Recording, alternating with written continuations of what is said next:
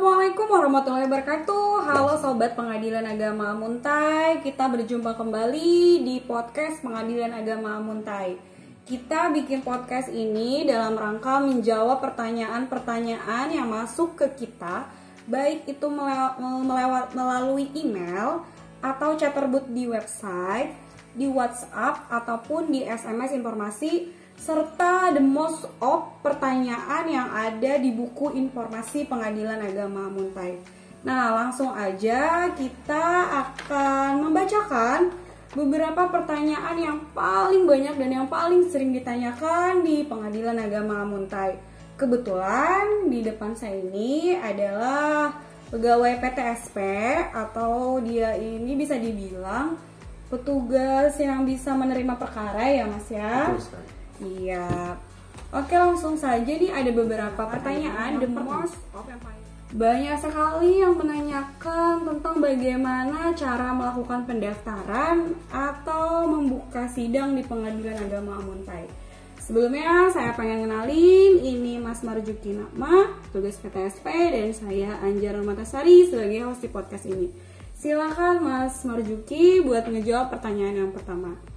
Oke, Assalamualaikum warahmatullahi wabarakatuh. Buat teman-teman semua yang ingin daftar di Pengadilan Agama Amuntai, sebenarnya untuk mendaftar itu terbagi dua. Ada yang secara offline datang langsung ke kantor, ada yang juga secara online. Nah, untuk secara offline atau datang langsung ke kantor itu tinggal bawa, misalnya kalau ingin gugat cerai, cuman bawa KTP sama buku nikah ya. Nah, di sini nanti kita akan bantu semua untuk pendaftarannya, dari pembuatan gugatan sampai ke pendaftaran. Mungkin seperti itu. Oh gitu ya, tapi bagaimana nih cara langkah awal yang dilakukan oleh masyarakat atau kawan-kawan kita yang pengen daftar? Mulai dari datang deh dulu. Berarti mereka datang dulu ke kantor Pengadilan Agama, kemudian ketemu sama siapa nih yang duluan?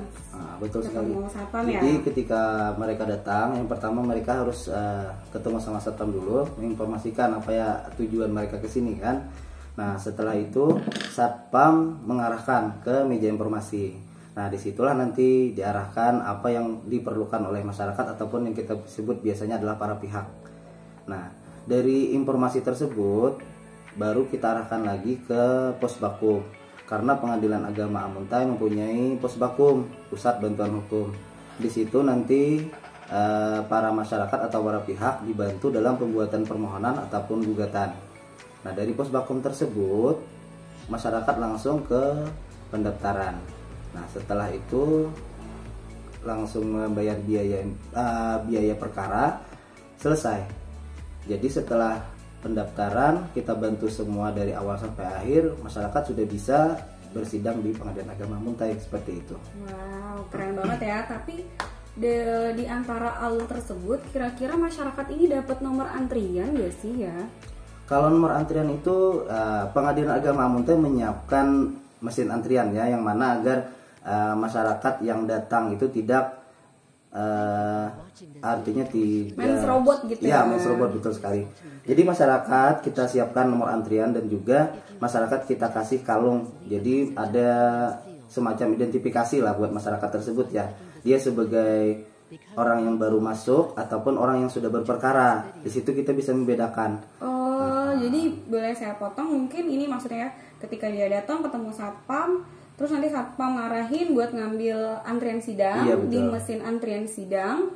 Kemudian nanti para pengunjung tersebut dibedain ya. Dibedain. Mana pakai name tag dengan warna ya. Warna yang mana baru sebagai tamu, yang warna merah ya. Terus yang udah berperkara tuh warna hijau. Saksi dan advokat ada lagi juga name tagnya. Terus kalau udah seperti itu bayarnya gimana nih, bayarnya buat bayar sidang? Kalau untuk bayarnya sendiri, Pengadilan Agama Amuntai itu tidak boleh langsung menerima pembayaran secara cash. Jadi untuk pembayaran bisa transfer ataupun langsung ke Bank BRI. Nah, Pengadilan Agama Amuntai juga menyiapkan satu kartu untuk para pihak yang beracara di Pengadilan Agama Amuntai. Dengan kartu tersebut, para pihak dianggap sebagai nasabah prioritas di BRI. Jadi seandainya di Bank BRI itu banyak orang yang ingin bertransaksi, dengan kartu tersebut para nasabah bisa langsung tanpa antri.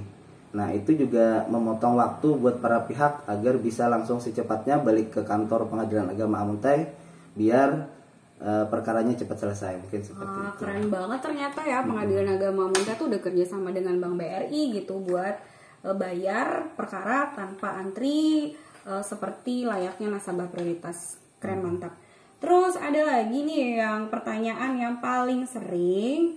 Ini contoh nih kayak Mbak Ristiana, bisakah buka gugatan cerai melalui online?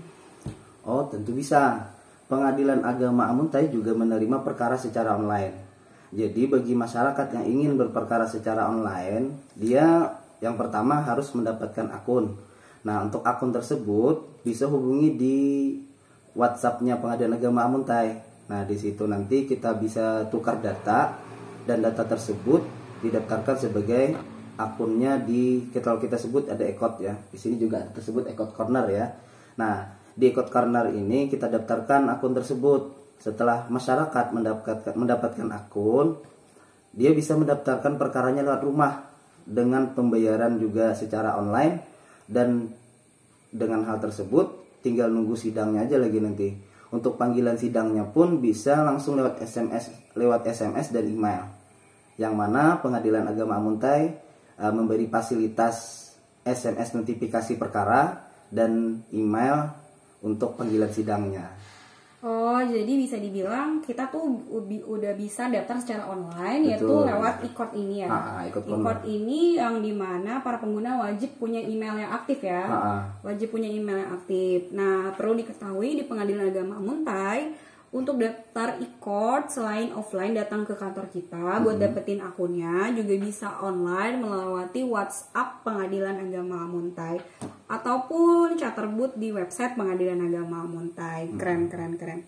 Oke, kemudian yang terakhir nih, bagaimana penggugat berada di luar provinsi? Contoh nih kayak ada pertanyaan dari Taurus Boy gimana?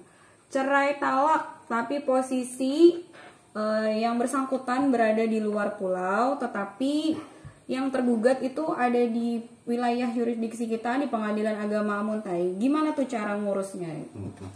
Nah, jadi kalau seandainya ini kan untuk perkara cerai talak ya. Kalau untuk perkara cerai talak, kalau seandainya si pemohon tersebut berada di luar wilayah Amuntai ataupun misalkan jauh dari Amuntai, itu tinggal WhatsApp aja ke Pengadilan Agama Amuntai untuk didaftarkan akunnya. Nah, ketika akunnya sudah terdaftar, dia bisa mendaftarkan perkara lewat ekot. Tapi nanti untuk persidangan tetap harus datang ke Pengadilan Agama Amuntai. Karena untuk persidangan kita masih harus datang ke sini ya. Tapi untuk pendaftaran dimanapun mereka berada, kita bisa layani dengan online. Oh gitu ya, tapi untuk masa pandemi kali ini sebenarnya for your information, pengadilan seluruh Indonesia itu sebenarnya udah bisa bersidang melewati online ya, e-litigation namanya. Cuman karena suatu hal, beberapa hal gitu, Pengadilan Agama Amuntai mungkin terbatas di alat ya Mas ya. Tapi diusahain untuk bisa bersidang melalui e-litigation itu, yaitu persidangan online. Ya, semoga kedepannya kita bakal punya alat yang memadai. Amin. Dan pekerjaan kita bisa maksimal untuk masyarakat ya Mas ya. Oke, people, sobat Pengadilan Agama Amuntai, kali ini mengenai pendaftaran baik itu offline maupun online serta biaya pendaftaran cukup sekian. Jangan lupa kalian juga harus pantengin terus podcast kita, karena ini akan membahas lebih lanjut mengenai pendaftaran, yaitu berapa sih panjar biaya perkara yang harus dikeluarkan oleh para pendaftar di setiap kabupaten atau kecamatannya. Berhubung kita ada 2 wilayah ya Mas ya, yaitu Kabupaten Hulu Sungai Utara dan Kabupaten Balangan. Dan juga biaya panjar perkara bagi yang berada di luar pulau ataupun di luar kabupaten kita. Oke. Sampai berjumpa kembali di podcast kita selanjutnya. Stay safe and stay healthy. Saya selalu tetap terus pantengin podcast kita. Assalamualaikum warahmatullahi wabarakatuh. Terima kasih.